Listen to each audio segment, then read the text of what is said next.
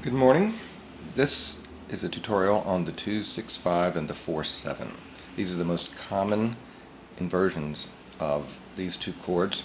They both have the same bass, as you can see in E minor here, Do, Fa, Sol, Do. They're most common for cadences, and I think you should have them both under your belt. So, as with all II7s and IV7s, the focus is on the seventh. So in the II6 here, it's Do, as it always is, prepared, usually coming from a 1, prepared from Do, tied over and moving down, so that's Do, Do, Ti. So let's use an open voicing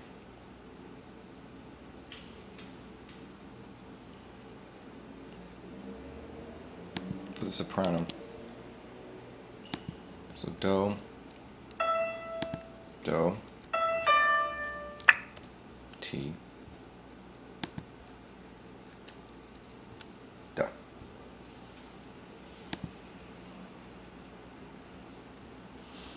Now,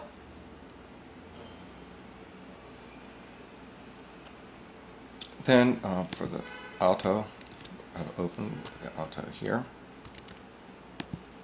So that's Mi, or in this case Me, Re, Re, Do. Could also go up to Me.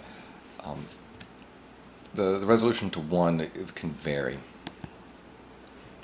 And the tenor voice here will be Sol.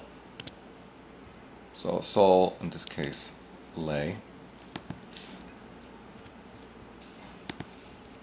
Sol. Now you can just stay on Sol. Now if the alto, let's say the soprano had been Me, Re, Do and had moved down to Do, then you would want to move to Me in the tenor voice. Sol, and then so you have Le, Sol, Me. And if you have that, you might very well want to put a passing seventh in there. This is the only way to introduce the seventh into the 5 chord. A lot of times I see students try to jump from a II6 directly to a 5/7, but because the II6 has no doublings, it has 4 different pitches, there's no doubled Fa, and so therefore Fa can't be held over as a suspension for the 5/7. So what you have to do, so what often you'll see is students will go La down to Fa. You shouldn't do that. You should move through Sol. You can get to Fa through Sol. So in this case, Le, Sol, Fa, Me. So let's listen to this.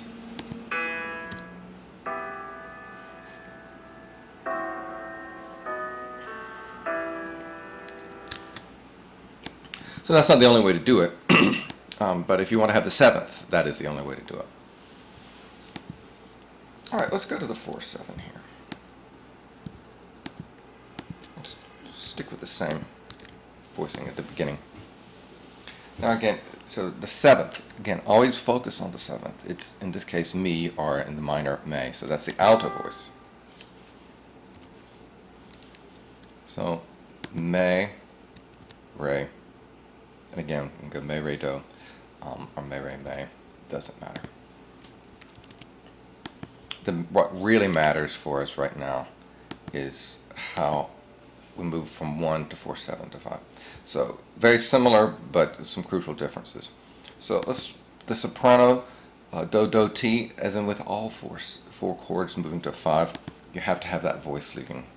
So that will remain the same. Now the tenor.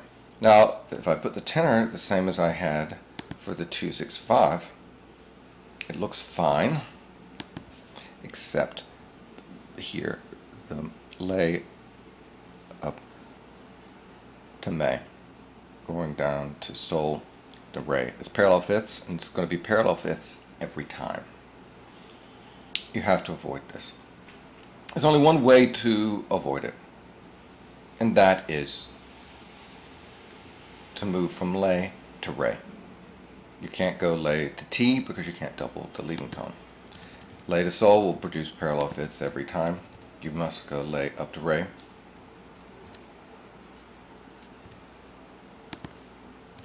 Now it looks crazy, but that's what happens. So it's sol, la, re, do.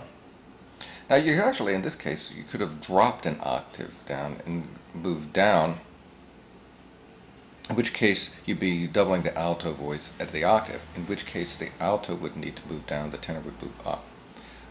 Let's first listen to this, and then we'll try the other one.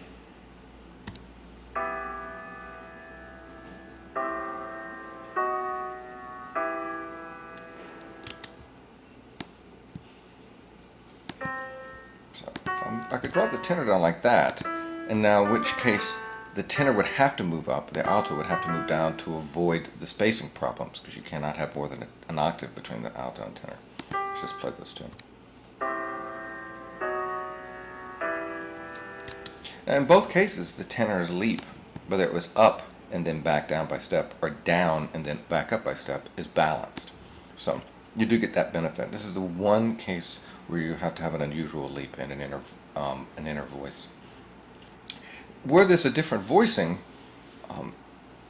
where it lay above may, you could get away with the parallel fourths, but it's very often the case that that's not, so you always have to be on the lookout.